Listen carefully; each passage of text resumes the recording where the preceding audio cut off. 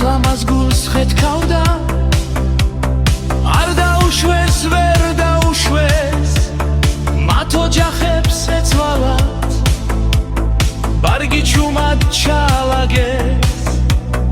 გადაწყვით ესეც ამათ ასე იჭრებოდნენ ცარში თან რთებიც არ წაიღეს საქართველოს ყველა კუთხეს მათი მადლი ფარავს დღეს ჩემი თვალით დანახული ყველა დროში რაც მახსოვს საქართველოს ლუკმა პურს